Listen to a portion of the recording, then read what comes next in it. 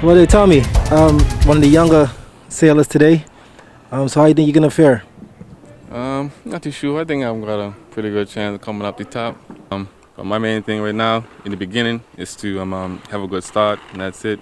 Got Ronnie, tip of the island, in a good position, and take it from there. The conditions today are ideal for everyone, so I think we should have a very competitive race today.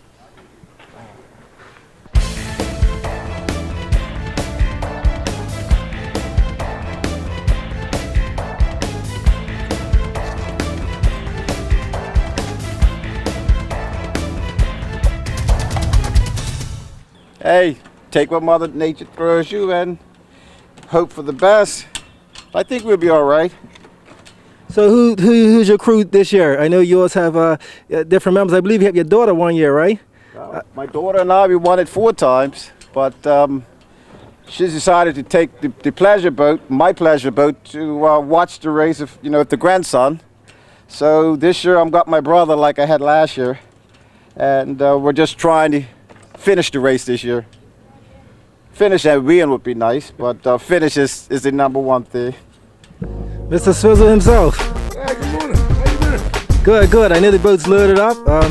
Look like you're ready. Look like you're out to temperature. You're feeling hot. Nice, ready to go. Hot, sun's out. I was hoping that we got a good start. If I can get out of the cut and Ronson Caffrey's like in the top 5.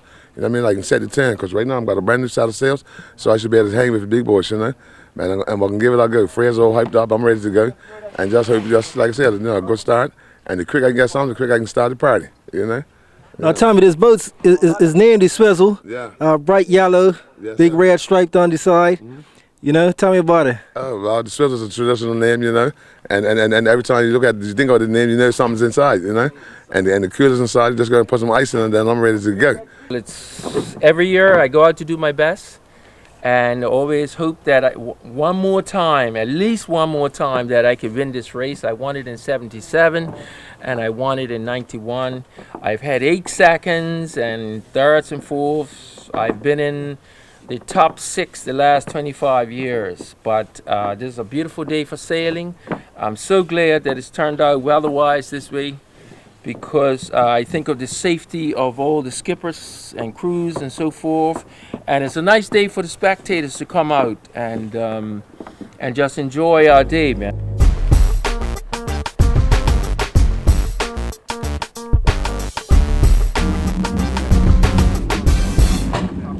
Today we got 19 boats starting. Wind is coming from the west, southwest. It's going to be a tacking duel all the way from Fort St. Catherine to the finish line. So it's going to be anybody's race. I just want to say that it's definitely going to be a lot different from last year. It's a beautiful day. I'm hoping for a really, really good race, and all the boats were checked earlier for their anchors, life jackets, oars, and their paddles. So these guys from the West End are all ready. When we get to St. George's, we'll be checking those boats, and I think let's get the show on the road.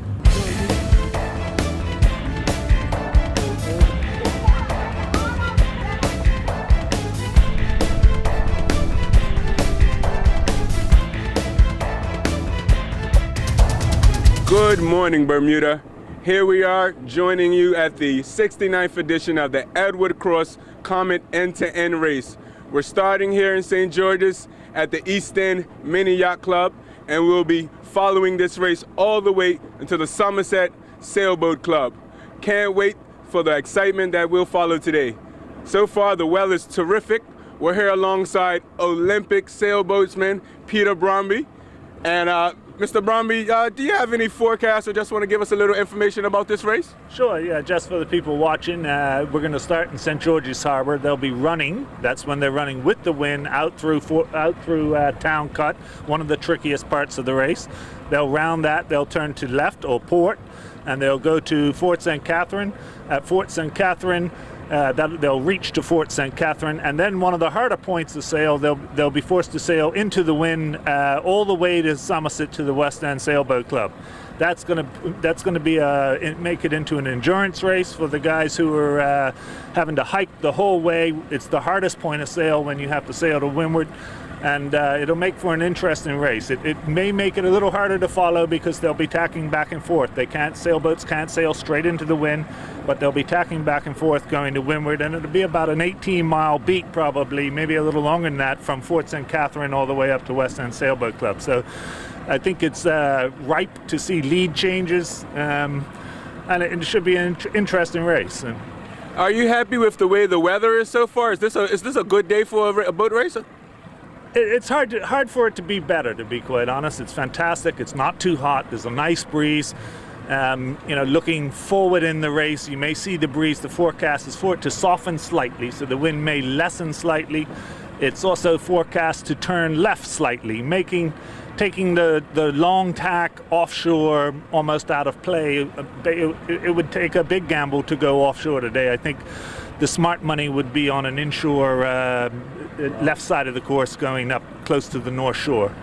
Okay, sounds very interesting. So we're going to watch and see what boats take what maneuvers and what tactics are used today. Stay tuned. Make sure you come right back because we're going to have a lot of excitement. 69th annual Edward Cross Comet race.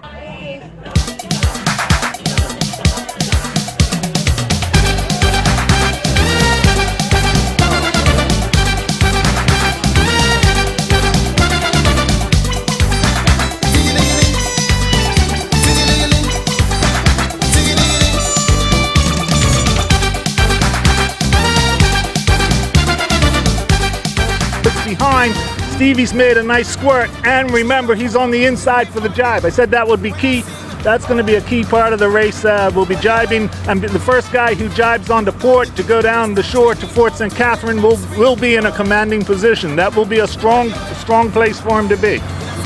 Colin Clark now is sliding over onto the wind of Stevie Dickinson. He won't be happy about that, but that's part of sailboat racing. But already you've seen him now. He squirted out nicely on the fleet here. There he goes on to port jibe. He commands the inside. Nobody can go around the left side of the cut, the northern side of the cut, until he says so. He's on the inside.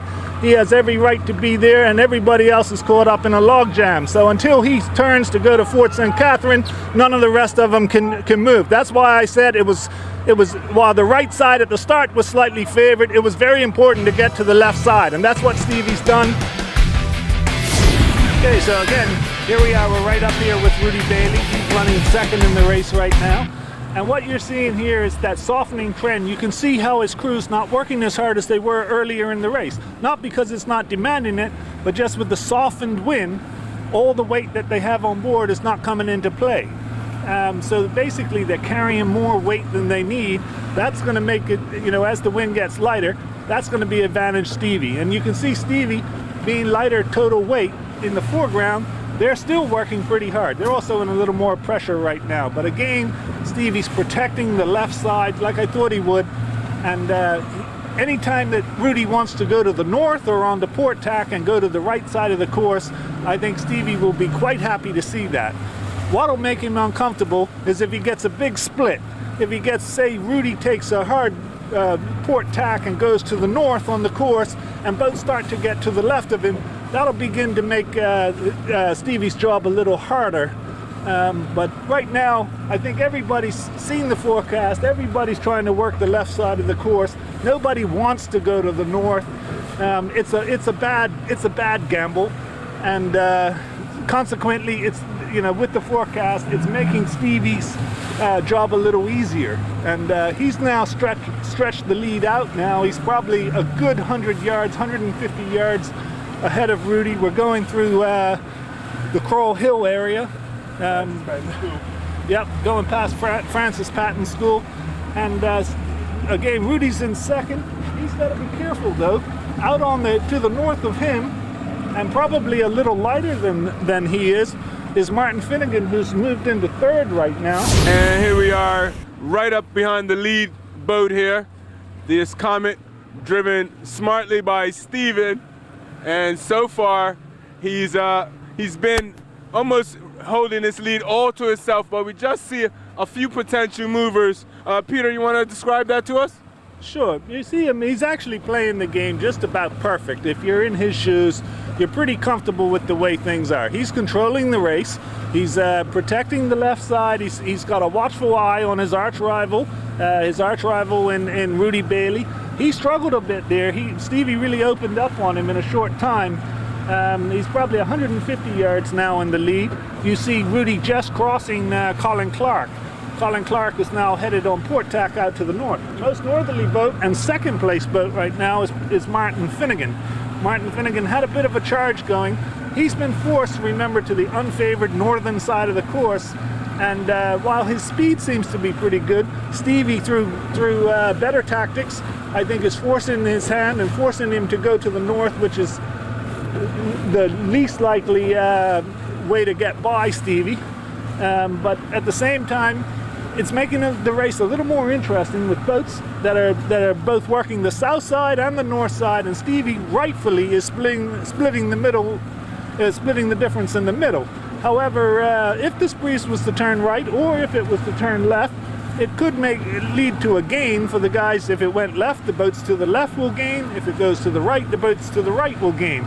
Also, it seems like the guys who are out to the right generally got a little more pressure than the boats that are out to the left. So although the forecast is to turn left, and that'll be advantage boats to the left, pressure is maybe advantage to the boats offshore. It's a choice for Martin to make. He's made substantial gains on him out to the right. It's against what the forecast has said it's supposed to do. It'll be interesting to see whether he loose covers, tight covers, and protects the right, which I'd be surprised to see him do. But I think generally his gains have come from better speed, maybe a little less weight in the boat, and that's where he's made the gains. And we just have some Bermudians, they're enjoying themselves. Wave to the camera. All right. And it's a cruise ship. It's the Bum Bum, the Salty Bum Bum. So that's Sally Bum Bum. So that's a good time. If you ever want to have a good time on a catamaran. It's funny, it's interesting to see Martin Finnegan split from Stevie. It's interesting to see Stevie go that far north. I bet when he left home this morning, he never bet he would be the most right-hand boat on this race course. But, you know, in all fairness, one of the advantages of being out here on this right-hand side, and right now Martin's in a header, he should think about going back and doing an attack right now. If I was him, I would take some of that leverage back from Stevie Dickinson right now. But one of the advantages they do have over here, offshore, is they're out of all the spectator traffic. And that may be what's got them out here, to be quite honest. But certainly on the strength of the forecast, it's a huge gamble to be this far out with this much leverage in the race. So it's a little bit of malfunctioning there by Martin Finnegan, but he's working the conditions. You see him now? See him right now, you would see him there. He's shaking the tiller, and he's concerned about that. He's just slid it back in the rudder head. And he's managing it, but he'd almost be better off to take the time out now to cleat the main sheet, go back there and get the pin in properly. Interesting to see them. He's done the right thing with this port tack. He's got a bit of a left shift. He's got some pressure. He's taking some of the leverage back from Stevie Dickinson. Last time these two boats met, Stevie had about a 6-boat length lead.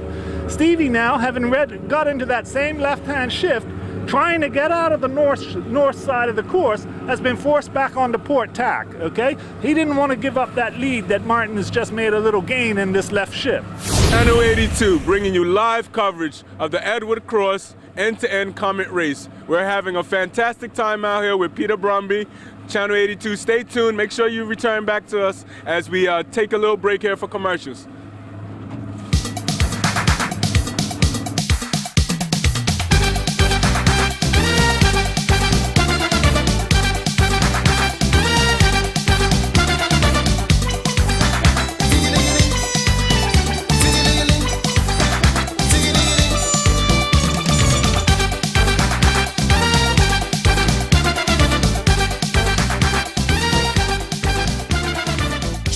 If he takes, this is kind of his last chance to get out of here in about another 50 yards. Yeah, here he goes, he's tacking now. And the problem he's got here, you take a look at some of these reefs, you take a look at the reefs here. When you get this far north on the north shore, you pan at the rock here. See, look at the one on the left here. You see, we got a low tide. He's got very far north. if he goes much further to the right, what he's going to do is get caught in what we call the prickly pears. And up here, this literally is like sailing through the prickly pears. You're in very shallow water. Remember, the boat with the centerboard down is probably going to take about 2.5 feet of water.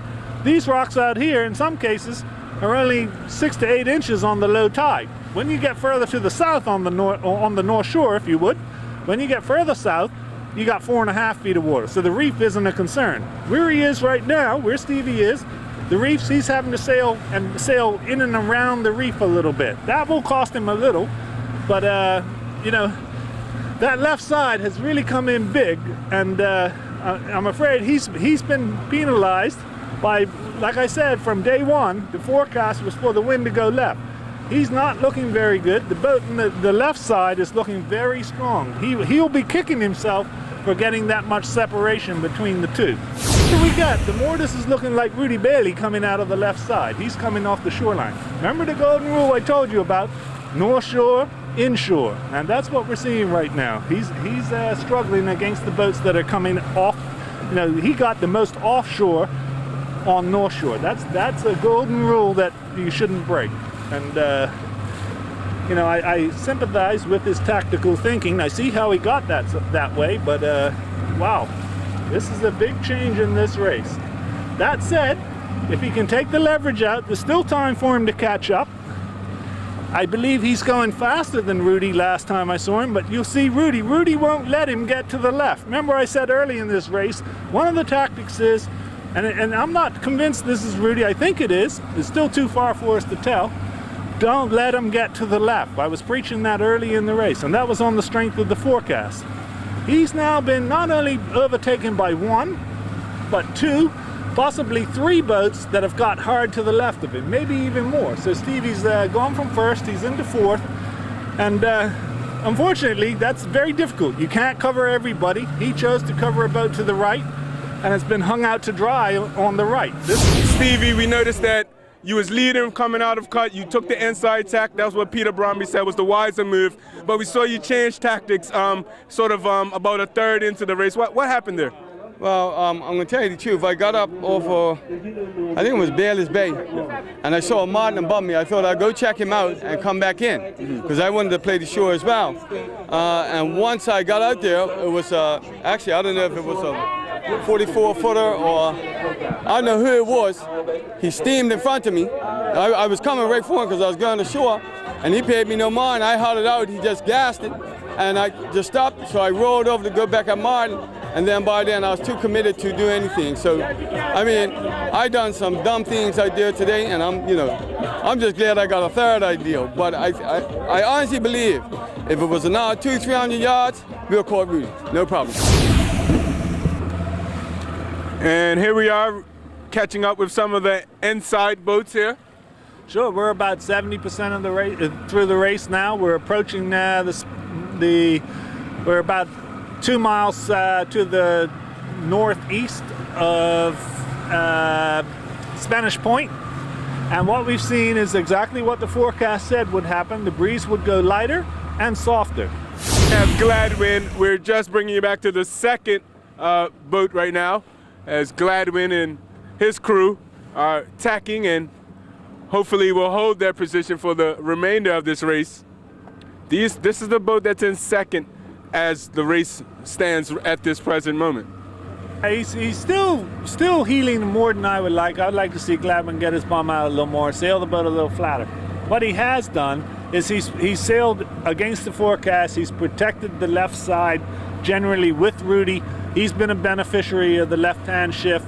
Remember, early in the race, we weren't seeing him go particularly fast through the water. He's still not, I reckon. He's still got too much heel. You look at him compared to all the other boats, he's got more heel than any of them. He's got more power. But unless you're prepared to hike against that, it's wasted power. Your boat goes sideways and doesn't go forward. So he needs to hike harder.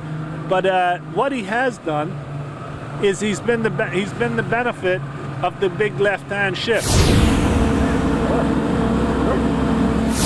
You know, you see a very down speed, both boats. You see Stevie down there on the right. Now you've got a split. Martin's going to the left. This is kind of a little micro situation of what you saw earlier in the race, going into the finish. So who do you cover?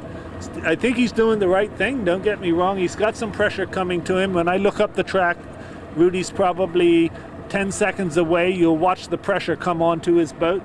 But, you know, it's very unnerving. It makes you feel very uncomfortable when you're in the lead. The last thing you want when you're leading is for the wind to drop out. Done fantastic. Here he comes. He's probably leading the race by about 40 seconds, maybe a little less. Here we go. I'm sure he'll be pretty happy. There it is. That's the horn. That's the horn. Rudy's won the 69th Comet race. Good job. You got to take your hat off to him. He wasn't the fastest boat on the course, but he certainly did a great job tactically. Incoming second, not that far behind him actually, is Martin Finnegan. And gotta say, it was very interesting to watch it. We enjoyed working with you guys. Thank you, and be interesting to see if Stevie can come back next year. Well, Peter Bromby, we've had a fantastic time with you on your lovely craft fair. We honor and thank you for joining us today. Just want to give you a quick recap of the winners of the 69th Annual Edward Cross Long Distance Comet Race. We have in first place Rudy Bailey as skipper and George Bailey on the Temptation. In second place, Martin Finnegan as the skipper and Swally Place on the boat Summer. And in third, Stevie Dickinson, the skipper, and crew Patricia Young on Kitty Hawk. It's been a fine afternoon, full of twists and turns. And Bermuda Sports Network, thank you for staying with us as we cover every jib, every tack of this race. It's been terrific. Hopefully you'll tune in for our next broadcast. It's been a pleasure having you. This is Vincent Company signing off with Bermuda Sports Network and Peter Bromby, our special guest commentator today for this event. Thank you and wish to see you surely in the future. Thank you very much again for tuning in, and we wish you a happy holiday from Bermuda Sports Network. And right now, it's all about recreation, it's all about fun, it's all about the after party right now.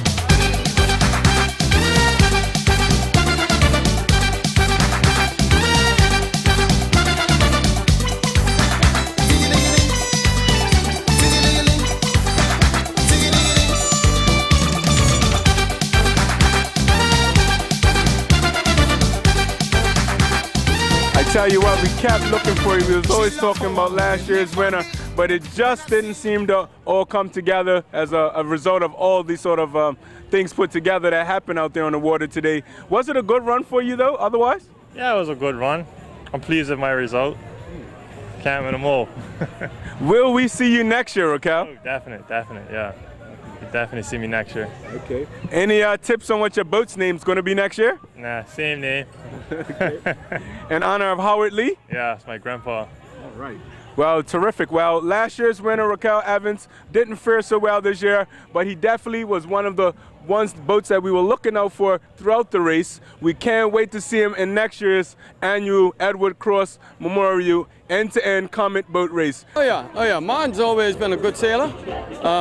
Tactically, he's been fast, and he showed it today that he knew how to cover, he knew how to hold his own. A couple of times there I had him, and then the wind would shift again, he would have me. I thought he was one of the fastest today, without a doubt. That's why, I went take a peek at him, and then head back ashore. But like I said, I got committed. But I'm very, very proud of Martin. Martin is going to be a big deal, I'm going to tell you. He's a fast sailor. And you guys had a real interesting race today. How was it out there?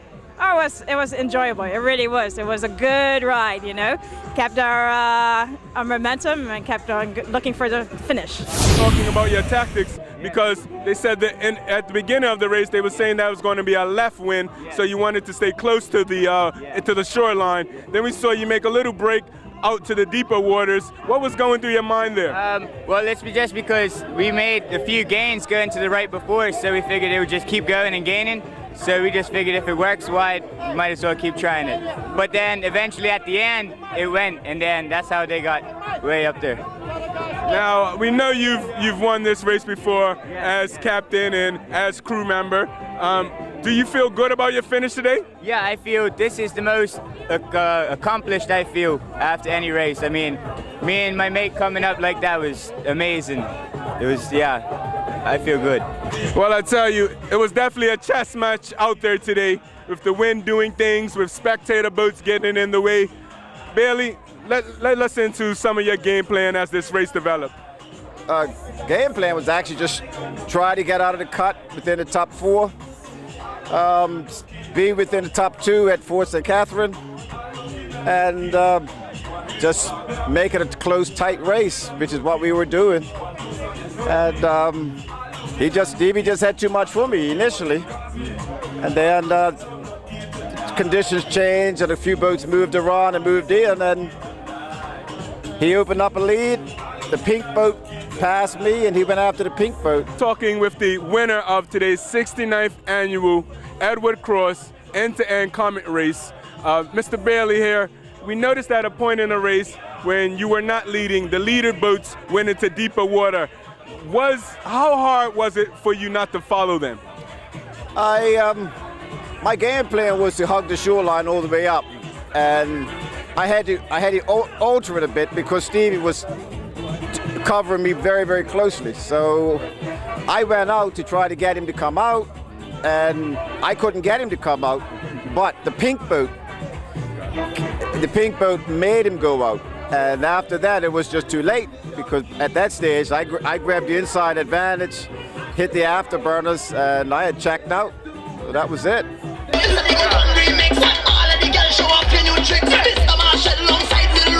And we look forward to seeing the Swizzle on the shores in the race next year. Oh, that's your boots, you know, willing, I'll be out there again. I don't start racing unless something really drastic happens. You know what I mean? Health and strength, I'll be out there.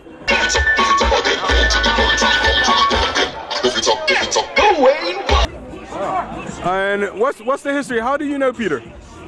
From Opti Sailing. Oh, okay. So you guys have sailed smaller boats together, and now you're taking on a bigger race? Yeah. All right. Now tell me, what was the hardest part for you guys? The beginning, the middle, the end? The end. We got really nervous. Christina, how was the race today? It was good. It was good. Yeah, I liked it. It was fun. There was a real sort of cluster as they came through St. George's Cut. It looked like everybody was going to have an accident. Was that nervous for you? I was chilling at the front getting the suntan, apparently. Yeah, they were yelling at each other. Yeah. I tell you, this is my first Edward Cross Memorial end-to-end Comet race. It was a lot of fun for me. Will we see you next year? Hopefully, yes. It's my first as well, so hopefully, yes. We know that St. George won the race today, but this is some of Somerset's pride and supporters. Can we get a quick noise maker? Yeah!